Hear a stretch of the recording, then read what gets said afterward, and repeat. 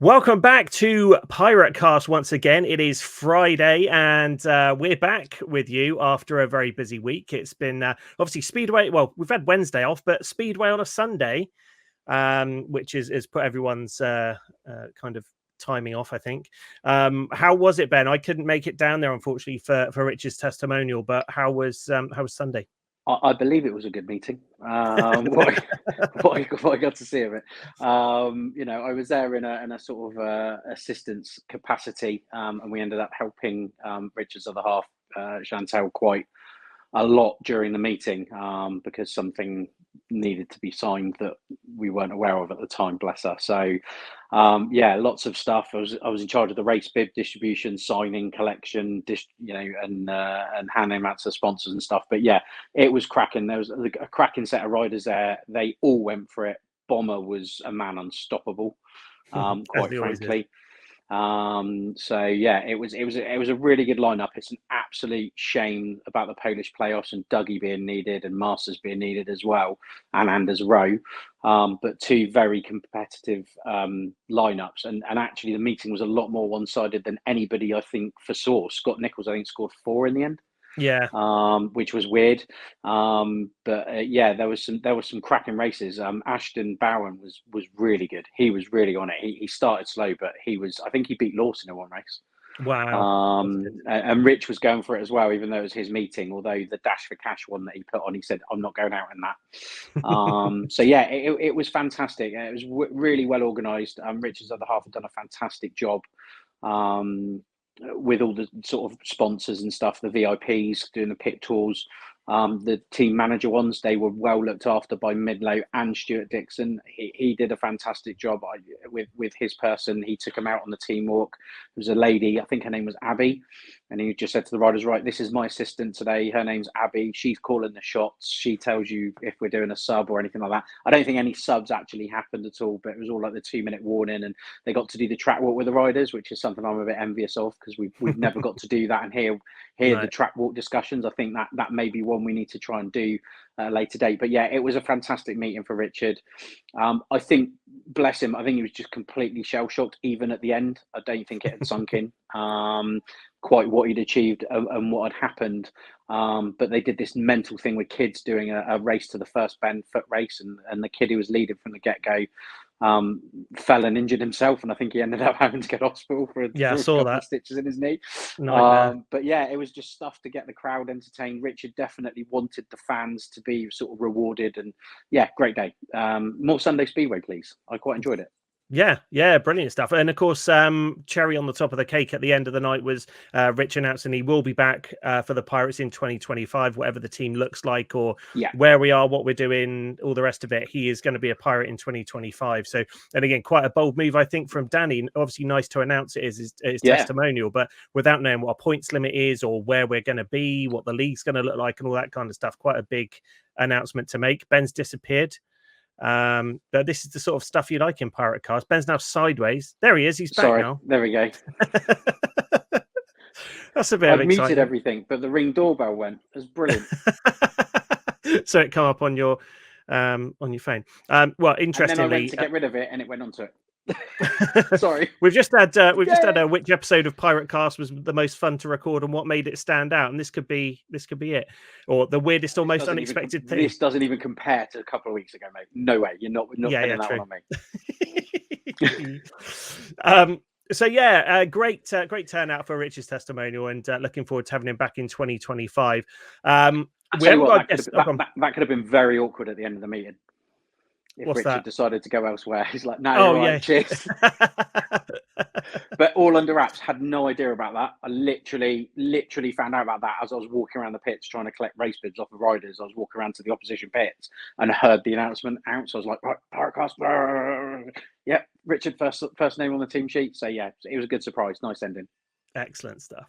So no guest this week. I mean, literally a mere 7 days ago, we had Richard right here with us promoting his testimonial. And we hope, even if we could have got an extra 2 or 3 people in off the basis of that interview, I think we've done our job, just getting a little bit of more eyes on Richard and on what he's accomplished for Speedway.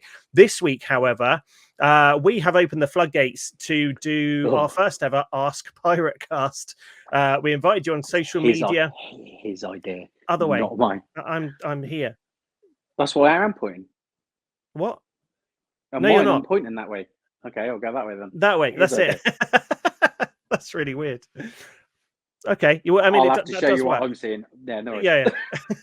His idea, not mine. This is when, after the recording happens, it's all wrong. But anyway, we have our first ever Ask Piratecast that we're doing. We didn't even do this back in the day. I think occasionally we ask the old question just to pad things out on the socials when we used to do radio version of the show. But this is the first time we've done this.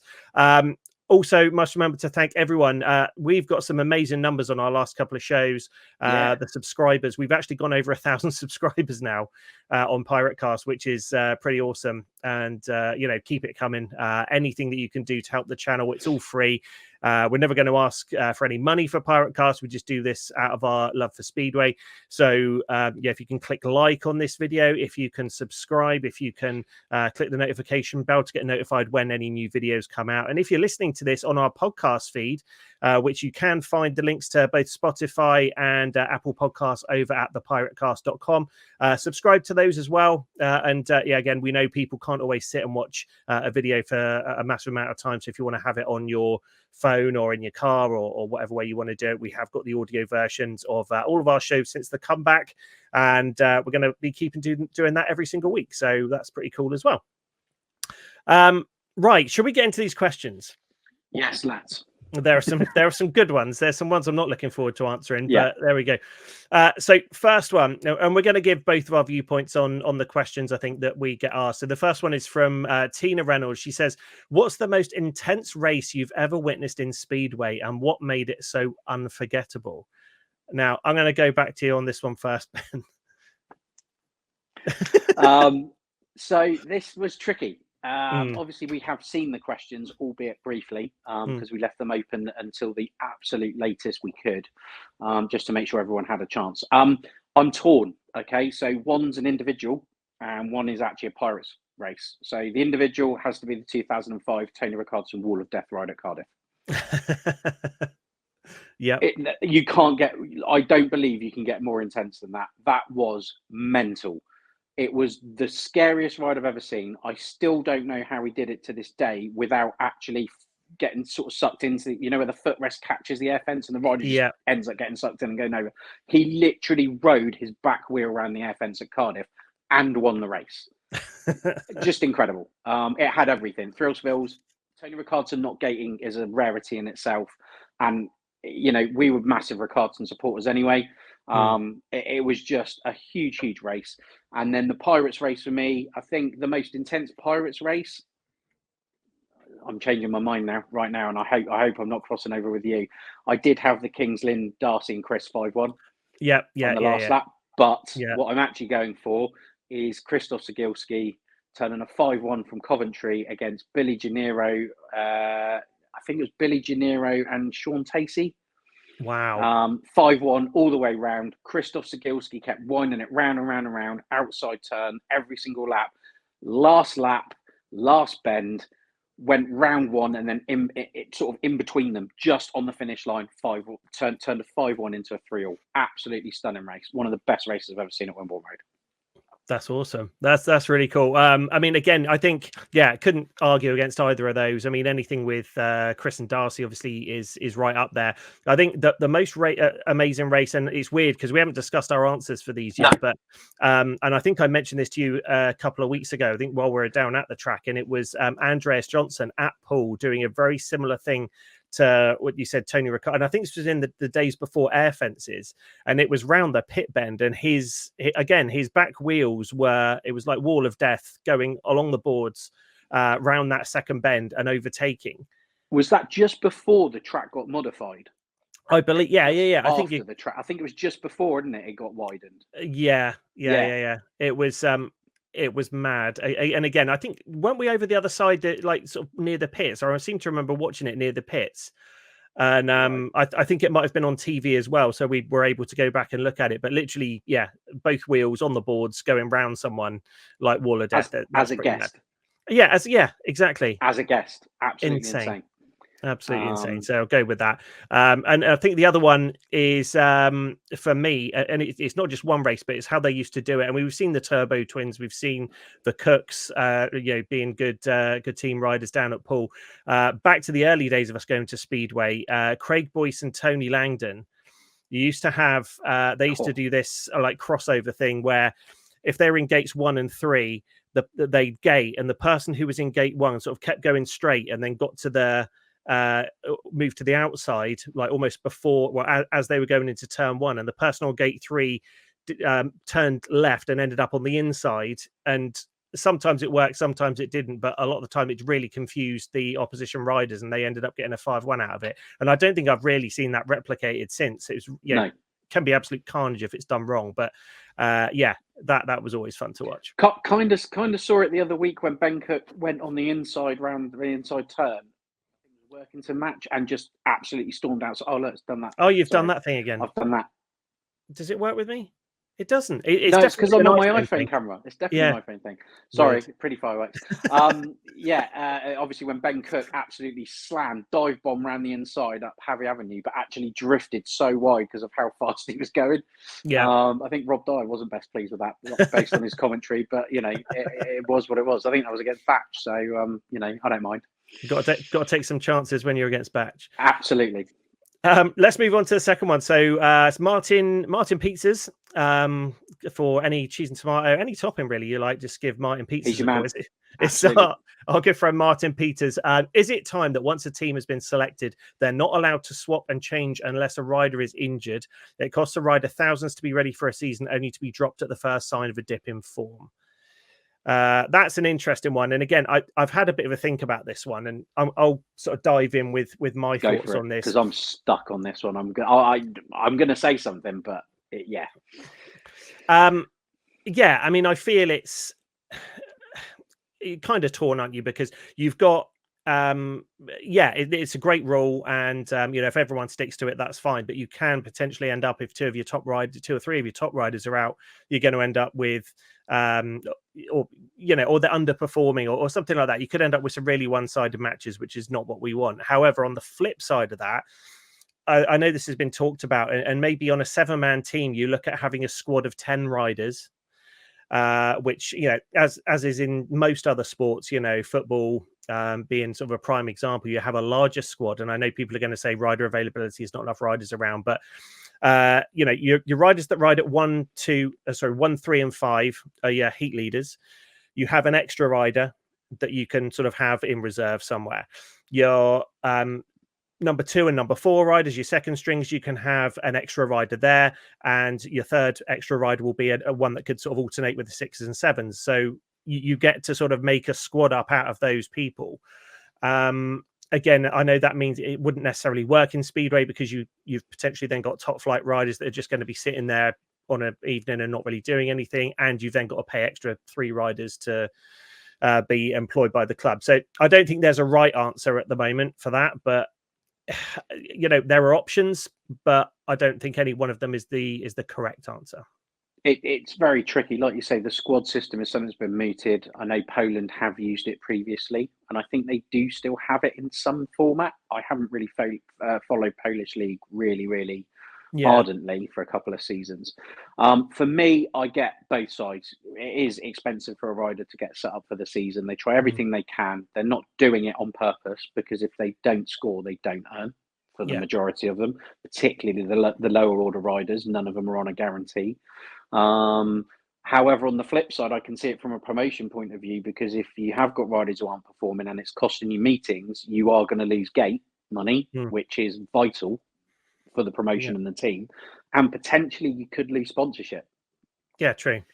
But I do agree with Martin. I do think it is jumped on far too early in some cases.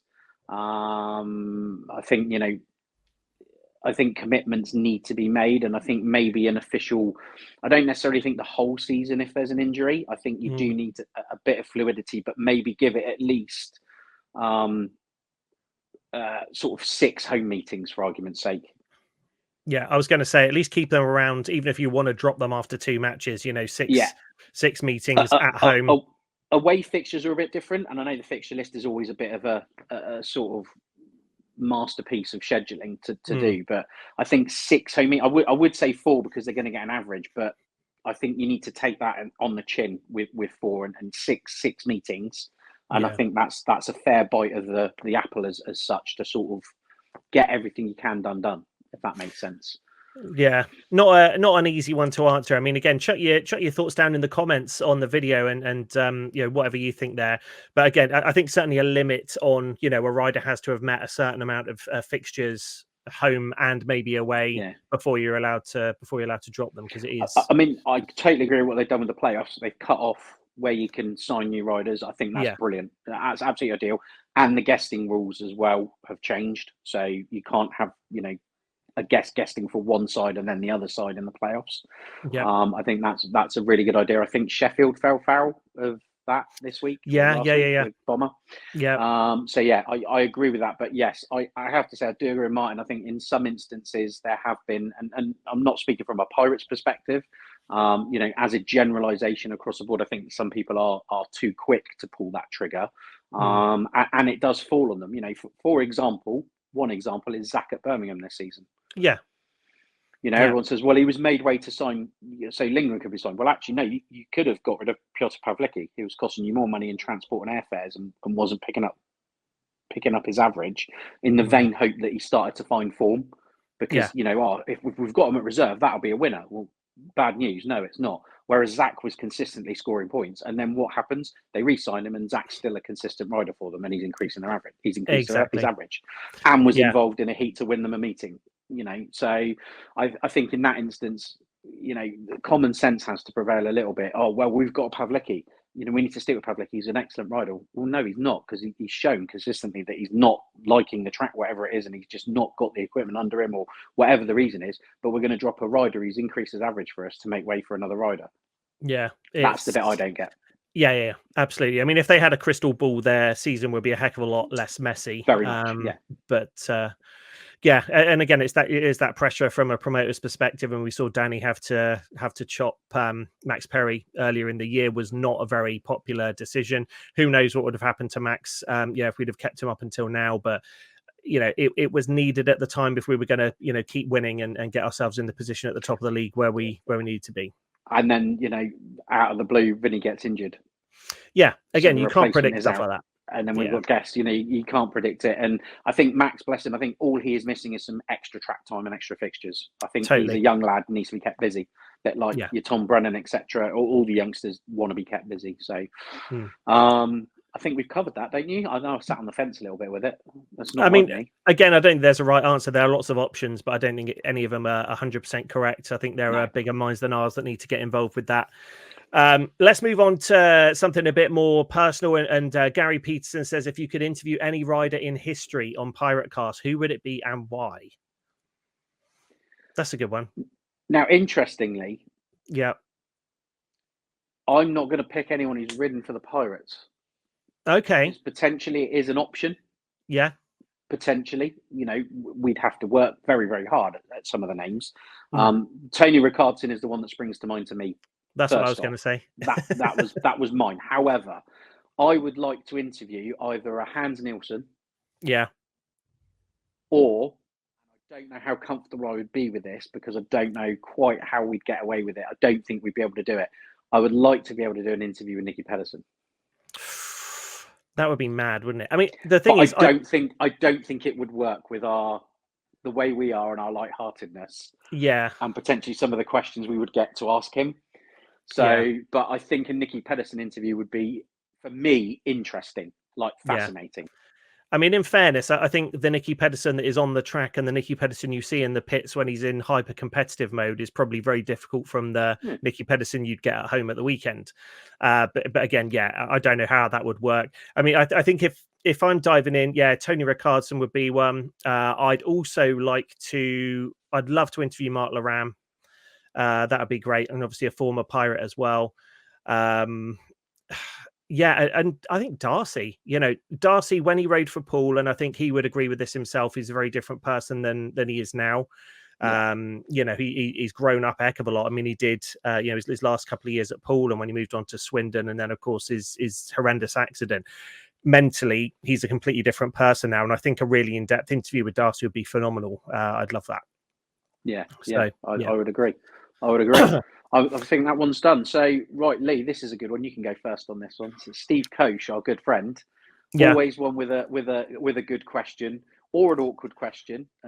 This one's very interesting. So, you can choose one rider for our 2025 squad. There are two conditions. They have to have ridden for us before, and they cannot be in our current squad. Who would you pick and why? I looked at this question earlier, and I've got an answer straight away, and it's going to be Danny King. Sorry, is that what you're going to say? Danny King's not. Oh, okay. Lee is a bastard. I've stolen your answer. No, I mean, Danny King was a great captain. I mean, not saying anything about Ben. Ben's a phenomenal captain, and Richard's kind of being the stereotypical number one, leading the charge. But I loved it when Danny was riding for the Pirates as the captain, and he really did that captain's job of, you always saw him when we were there in person, or when you're on, watching the Pirates on TV or anything like that. He's always there. He's geeing the riders up. He's getting involved, and he just gave a really good vibe to the whole pits, to be honest, and a lovely guy as well. If you check back in our archives, you can see the interview we did with Danny a couple of years ago, and phenomenal guy. I'd love to see him back in the Pirates Kevlars. Okay, so mine's twofold actually, because there are some really bonkers rumours that we could be going up next season. Yeah. I can't see it personally. Yeah. But as I understand it, there are some Polish league meetings being held on a Thursday next season. Is a go ahead.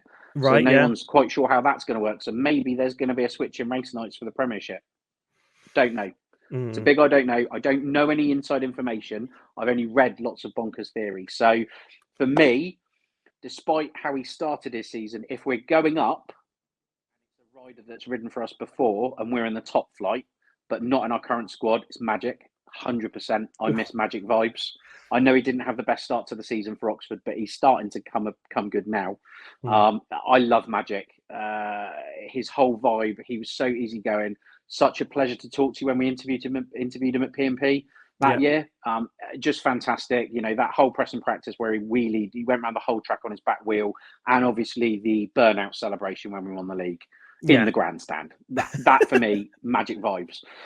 If we are in the Championship, that was one I was really, really struggling with. Obviously, it was Danny King. But now I'm on the spot. I'm actually going to go for Nathan Ablett. I'd take a punt at him a second string, seeing how he's developed in the last two seasons, particularly for Scunthorpe this season, and how he did against us. I'd love to see him get another crack in the blue and white. Yeah, I'd absolutely go with that. I mean, you were stood next to me. I said, Nathan, can you just calm down, please? This was like 2/3 of the way through the meeting. Just before we were interviewed, wasn't it? It was just can you slow down, please? Just a bit slower is fine. Maybe slide off if you want. No pressure. But an absolute pleasure to deal with. Pleasure to interview. Such a lovely lad, and so thankful for any help he gets, financially or supporting him on socials. I would quite like to see Nathan back in the blue and white, but I appreciate that would have to be at the second string level. But I think looking at his trajectory, I think he's ready for that next bit now. Yeah, I would agree. And again, he's only a couple of years behind sort of in his career that Max Perry is. Max Perry could be in the same position, like vying for second string positions in championship teams in a couple of years. It's all about that consistency and keeping going. Great answers. I like that. Next one is from Lisa Carter. What are the biggest challenges you faced while running Piratecast, and how have you overcome them? Wow. I wouldn't say we've overcome them. I would say we've adapted when we can, but it has taken a long time. So for me personally, the biggest challenge is life and work and all that stuff. As much as we love doing this and we want to get stuff out for the fans, and I don't want to say we're the voice of the fans, because we're not. We still have our opinions. But to have this format, and like we said when Carl and Alex were on, it'd be great for everyone to have their own sort of fan TV aspect of it as such, like we do. But life, health, it's been difficult, and there are times when we've said that, is it enough? But it's something we enjoy doing, and we like to think that you guys enjoy doing it. After all, you tune in every week, thankfully. Thank you for that. And new people tune in. So it's not necessarily overcoming, it's trying to adapt to something that can be good, because, although it looks a bit messy around the edges, we do prep quite a lot for it. And a lot of the messiness is intentional sometimes. But we take pride in what we do. And we're not going to put something out that in our opinion would be substandard, and that's the main thing, I think, is that balance between quality, quantity, and not real life, but what I mean, health and other things that happen. So yes, we've had to take some hiatuses, noticeably, Lee the year before, and then myself this year through work and also health, at some point. So it's not necessarily we've overcome them. It's finding a median and something that works, whilst trying to keep you guys entertained and informed. Exactly. Yeah. I mean, I haven't got any further answers to that, to be honest. I think that nails it, really. I mean, trying to make the show as accessible as we possibly can to everyone. Hence, really, the move to YouTube, because everyone's got YouTube pre-installed on their phones. It's really easy to find. And yet, again, it is just time. Just, we're both family guys. We've got people who sort of rely on us, and time is valuable. But we. I think a lot of people, when we weren't doing Pirate Cast for a while, everyone was constantly asking when's the next show, and sort of not letting those people down, but just there was clearly a demand for it, so we wanted to do something. I know it's not the same format as we did before, but it was kind of either we don't do it at all or we do a hybrid version, which is what we're doing now. So you are going to see some. I mean, again, first Ask Piratecast Anything, just to sort of come up with a little bit of something different. And again, we're not a show about Speedway, but we're a show that Speedway fans will want to watch. I think is one of the best ways. So we do talk nonsense at times, and there's probably some more. Quite a lot. There's quite a lot of stuff coming up. I mean, we've got enough outtakes already since we came back to do a whole episode just showing outtakes and things. Although some of the outtakes weren't even recorded, so yeah, true. That was the biggest outtake, is the one I forgot. Anyway, that's gonna probably the answer to a question coming up. But we're back, and we're going to keep going, and might not be in the same format as before, but we'll make it work. This is an interesting one. Sam O'Connor, do you think Speedway will ever reach the popularity of other motorsports like MotoGP or Formula One? What could help it get there? Ooh, I would love to say yes. In my wildest dreams, I would love to say yes, absolutely. It's a huge. I don't know. I don't know if it ever could reach that height. I think it is on an upward trajectory. We touched upon that in our show with Alex and Carl. Yeah. I do believe, from a Grand Prix point of view, it's definitely going in the right direction. Oh, Grand Prix, absolutely. And I think the secret is investment, and it's getting that investment. That's the problem with all the track losses, because of ultimately it's space for flats. For a lot of the tracks, and hopefully we are able to retain our race space. But I think promoters are doing a good job. It's in their interest to do a good job. I think some do a better job than others, if I'm honest. I know there was an argument that no promoter goes out to intentionally wreck the club, and I believe that, but I think some work harder than others at it. And I think a lot more people need to look at it as a business rather than a hobby. Yeah, absolutely. But I think catering to a much younger audience, really fueling up the excitement, the adrenaline. I know nobody wants to see horrible crashes. I think if the rider's okay, I think that that will draw people in. It is part of the sport. It is part of the risk of the sport. We've spoken about it a long time about appealing to the youth audience, but I think, the more you can get the youngsters involved, they're your fans of the future. I think people need to do more of a job with merch. Riders are cottoning onto that now, so individual rider merch, and it's nice to see that Poole, I can only speak from the Poole perspective and what I've seen, Poole are trying new things. I know Glasgow have done quite a number on merchandise as well. They're really trying to broaden the range and do new stuff. I think maybe they need to cut back the variety and just focus on a couple of things and add a new thing in. Caps. Everyone loves a cap. I quite like the Poole. I haven't bought one yet, but I quite like the Poole Speedway trucker style hat this season. For me, in my big noggin, I need a flex fit though. So that's something personally. If everyone's watching, Danny, if you're watching, if you can start getting a Poole Speedway flex fit hat in for big heads like myself, that would be much appreciated. I know it could be a niche market, but I do like a flex fit. Tyres is actually wearing a flex fit right now, so there's two hats straight away. Yeah, bit of movement in there, so it's good. I like it. I mean, merchandise and it's just to get it to the levels you need somebody big to get on board with it, and I don't have the answers of how you would attract that. That's the issue. That's how you get it to that height. Yeah, I mean, Cab Direct obviously sponsoring the championship, and grateful to have anyone involved. But imagine if it was the Monster Energy Championship and they were pumping money into it in the promotion, and it came across, every meeting came across like a mini GP with the sort of presence that you've got there. But I think sort of slowly, it's the last couple of years. I think they've made a few inroads. I like to think that some of the technology they use in the GPs and even MotoGP and Formula One, like the little trackers as they go round, so you can see the lines that the riders are taking, and that can be analyzed. You can see the speed that they're going at any given point, individual lap times rather than just race times, things like that, and really going into statistics like you do with football and the NFL and Formula One. All of those little things, I think things like microphones in the helmets, like they have, or well, probably not. Maybe there's going to have to be like someone there, like Rob Dyer, on a little like mute button. But yeah, I mean, maybe not live, but maybe something that you could, sort of show some clips of, or edit together afterwards. I think that would be great. Anything to make it more interactive and more appealing to people. Look at what they've done with MotoGP and Formula One and what works there, and see if we can incorporate it into Speedway. I think that's it. Great. So there we go. Now. Go on. As for the heights, like I say, that's the tricky one. It's getting it that big.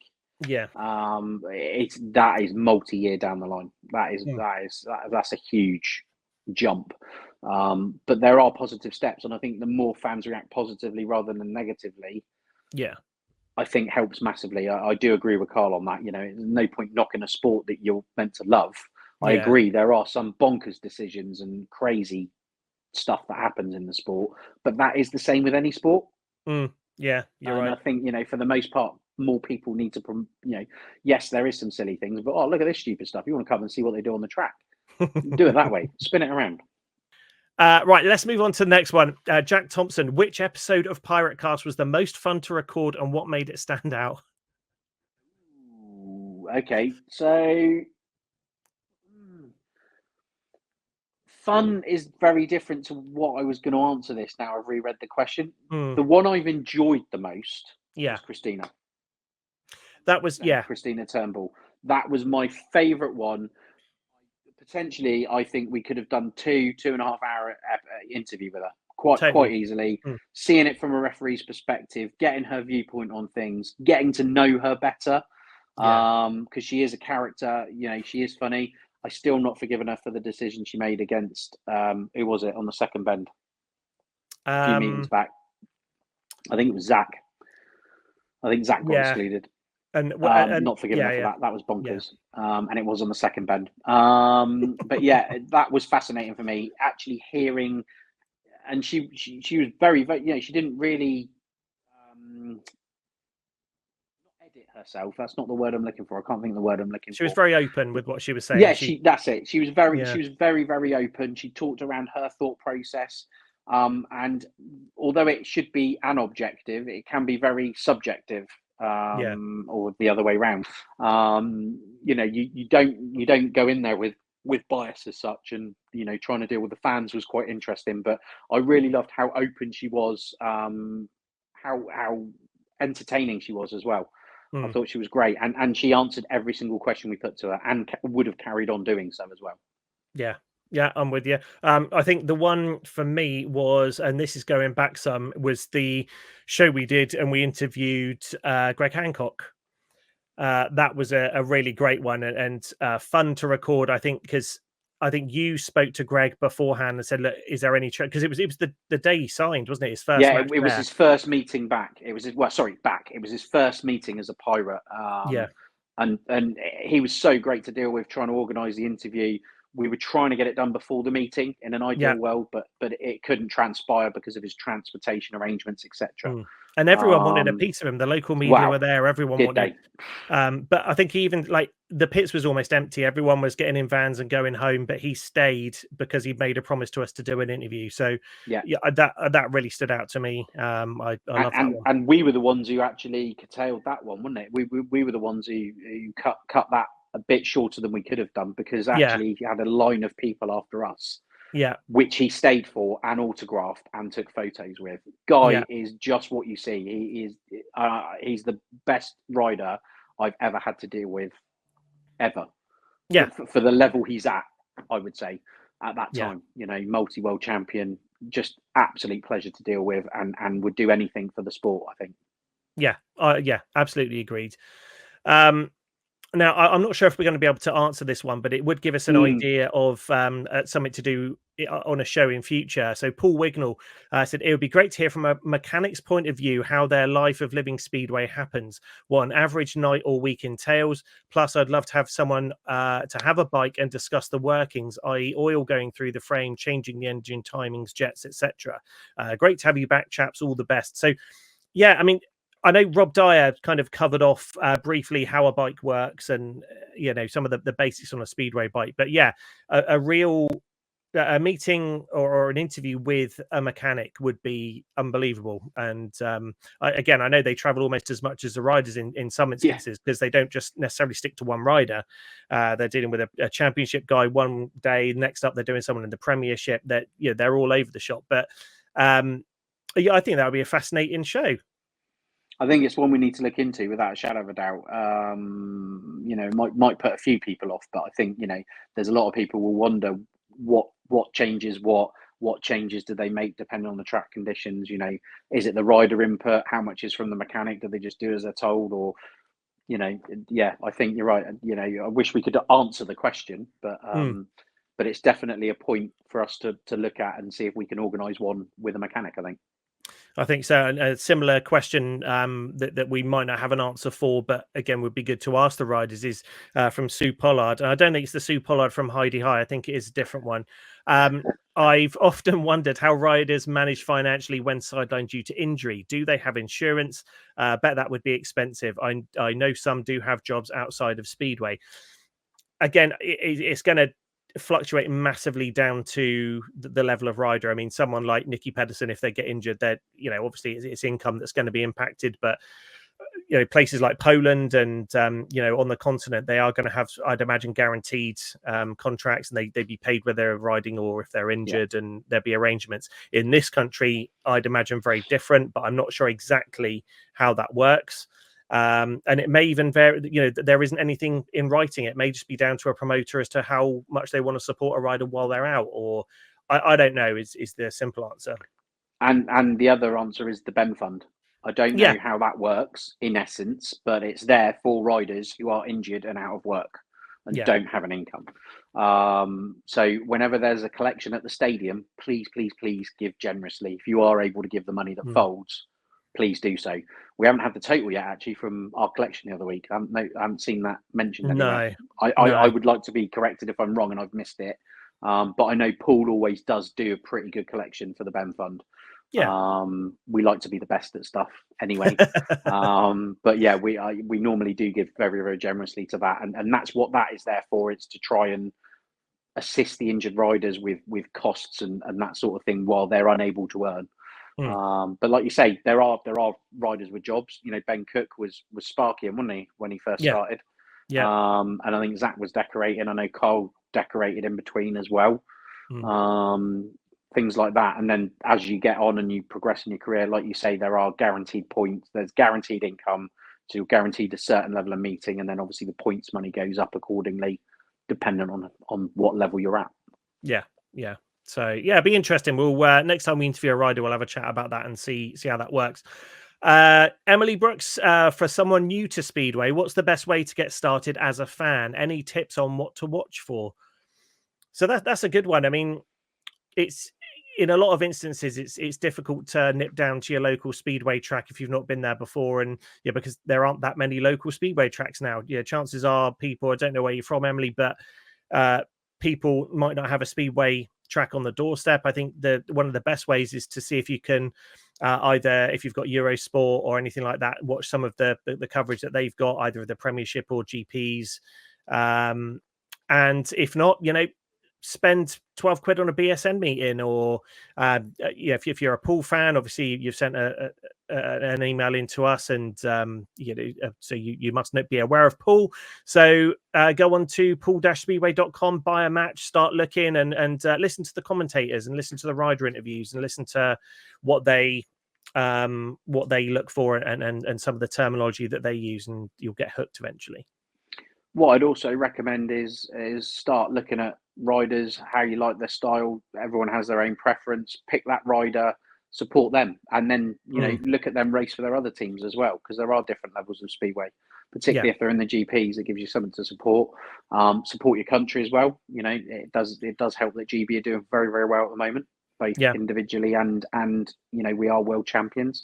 And the Eurosport thing is quite an interesting thing that you touch on, because one thing I meant to say in our Carl and Alex one is, as a Sky customer, if you're a Sky customer, I know it doesn't help Virgin customers, but if you're a Sky customer, you get Eurosport free. Yeah. You don't have to pay for it. You've already got it. And if you're a Sky VIP member, so you've been with them for more, I don't know how many years you have to be with them, but I've been with them a while now. I get Discovery Plus for free. That's good. All I had to do was register, which means that any GPs that aren't televised, and I think there's normally one a season, you go to Discovery Plus, you get it for free. I got the SGP2, the SGP3, all the SGPs, and within the app, you can actually go to each rider's pit base. So if you do it within the app rather than watch it on the TV, you have the selection of going to different riders' pit base and seeing what's going on in there during the meeting. It's quite good what they're doing there, and that's the sort of level I'd quite like to see in the league. I know that the infrastructure is not there at the present moment in time, but if you are new to Speedway, if you have Sky, then you've got Eurosport for free, and the meetings are televised. The Premiership meetings are televised, and the GPs are televised. And if you've been with Sky for quite a while, it's worth looking at the VIP app, because potentially you could get Discovery Plus for free if you don't know already. And I highly recommend it. The app's brilliant. I have to say, you get all sorts of sports on there, but for Speedway, it's excellent. And if you've got an Apple phone, you can download the Speedway GP interactive app thing, and you can literally watch the GPs on that. It's a bit clunky, and a lot of in the metaverse, you mean?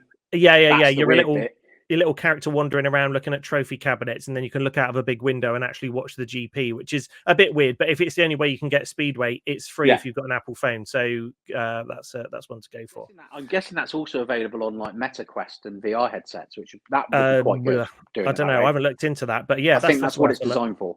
Yeah. It would be good. I can't think of anything else really, but start looking at meetings like Lee says. Pick a rider, get to follow them in all their clubs. Tom Brennan would be a great one this year, because I mean, obviously 4 different leagues. He's World Championship SGB team.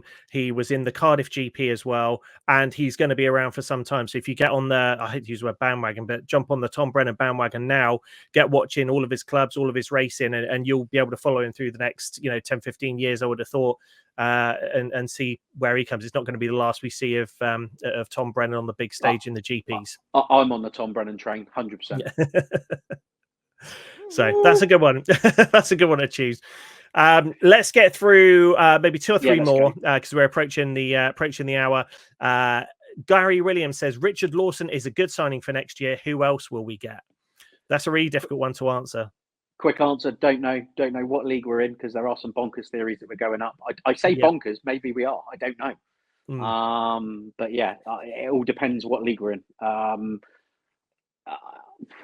I don't know if I mentioned this to you, Lee. I think this is the last season we see Ben Cook as a championship rider?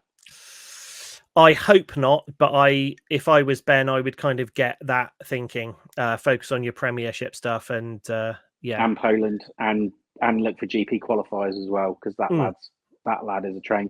Zach's going the same way. I think Zach's got one more championship season in him. And again, I think we touched base on this on the Alex and Carl episode. I've really enjoyed seeing the riders develop at this level and go on, and seeing them in the top flight, and then hopefully seeing them in the GPs and the World Cup squads and the Speedway Nations squads. That I'm really looking forward to. So yeah, it would all depend which league we're in. If we don't get to keep, for whatever reason, because of commitments and the level he's riding at, for me, I'd love to see Brennan back 100%, but there's a lot of wacky rumours about what the points limit's going to be. Some people are saying it's dropping by 10 points, which is insane. That's a bonkers product. I don't see how that would be viable. Yeah. So yeah, I think Brennan. I'd love Ben Cook, but then if the points limit's the points limit, you're only going to have 3 riders. Maybe we can get away with that. If they can take 5 rides each, that work? Yeah, just do it. 3 Why riders, not? 5 rides each. Yeah. I want to cover this one. I mean, yeah, again, same from me on that one. Alex Cooper, if you could change one rule in Speedway to make it more exciting, what would it be? Rochambeau over the start gates. Do you know what I liked? And they did it back in the Sky era of Speedway, and it was that golden double thing. Because you can still... We said about it the other week, didn't we? Yeah, because if you're... Well, it's 6 points behind, isn't it, for a tactical? I think if you do it like 10 points behind, that'll be the one. Yeah, exactly. 6 points behind, even if your team gets a 5-1, you're still 2 points down, and you're back to your normal riders the next heat and could start losing again. I think something like that, or the Joker that they used to use in the World Cup, similar concept but a bit different. But the golden double is great. The golden double is great, and for those of you who may be new or newish to the sport or newer to the sport, basically the golden double was basically a tapes infraction. So you start 15 meters back, but you do it voluntary, and if you win the race, you get double points. Awesome. I loved it. It was one of the wacky rules that I absolutely adored. So 15 meters back voluntarily, and you score double points. Whatever you score is no. You had to beat at least one opposing rider, didn't you? Yes, yeah. So you couldn't be last and your partner in third, and then he slows down and you get through. You'd still get the 1 point. You have to beat an opposing rider for it to work. Yeah, that's a great shout. So maybe tactical substitute and golden double in a meeting. That would be fun.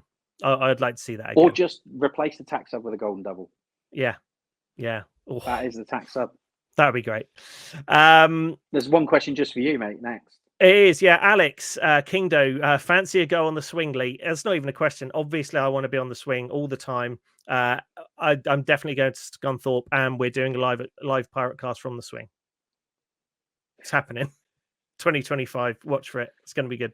I can't see health and safety sanctioning that for 1 minute. But probably not. Like getting riders during the meeting to sit on the swing next and trying to do it in sync, filming. So Ben, how's the meeting going? Yeah. Oh, amazing. Yeah, bike's going really good. Let's get a couple more. Megan, has there ever been a guest on Pirate Cast who completely surprised you with their insights or stories? Can you share a memorable moment? I'm going straight back to Greg Hancock on that one. The fact that he was such a big superstar and such a huge get for Poole, but he was so accommodating. That's for me, that's the one. Yeah, I would probably agree with you on that. I think Christina as well was a surprise because we didn't know what to expect on that one, and that was nicely surprising. And I think the memorable moments we kind of covered. So it's I hate to say it's kind of a duplicate with that answer, but I think out of all of them we've done, all the other riders have been excellent and everyone nicely accommodating. They have been fantastic. All the riders we've got to interview. But yes, sort of surprising wise, I would concur that it's the same 2 answers of the sort of best interviews we've done. Yeah. Let's do one last question. I'm going to leave it to you to choose out of the remaining ones because we have got a load. Yeah. Still on. Yeah. Okay.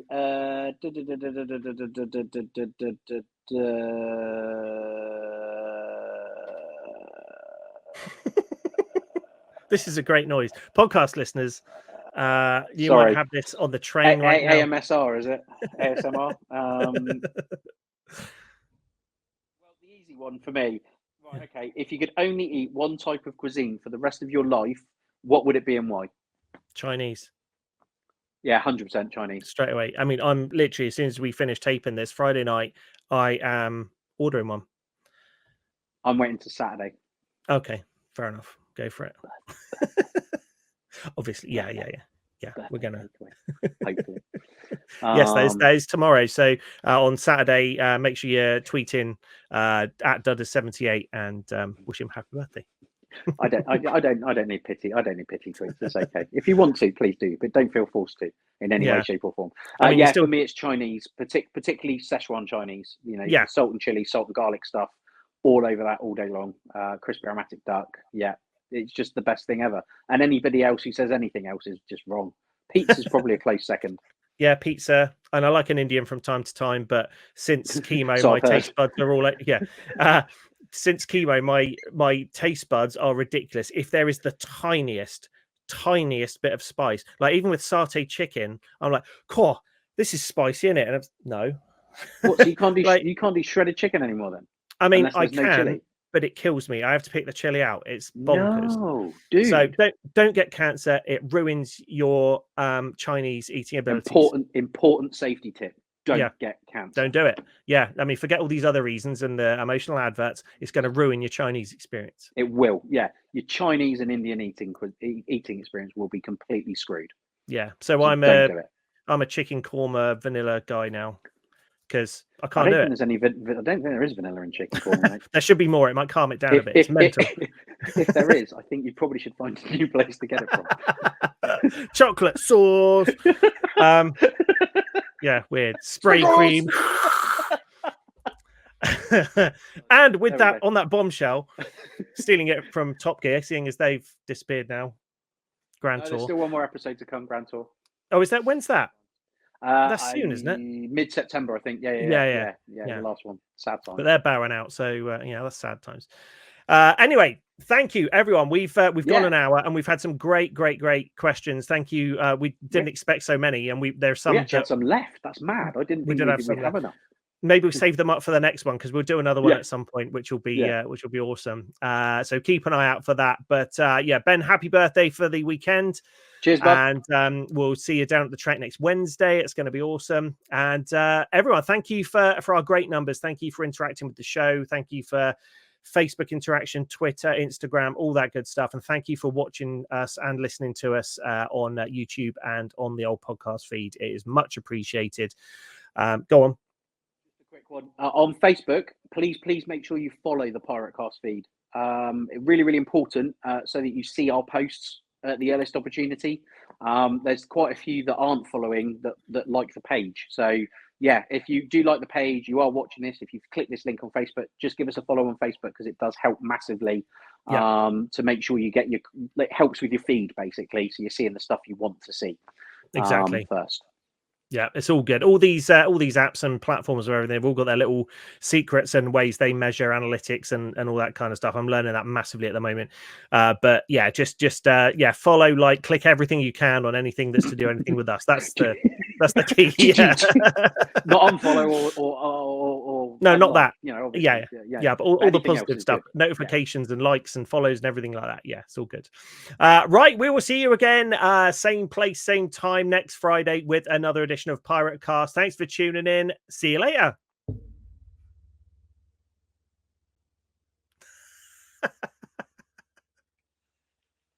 Couldn't resist it. End recording. Oh.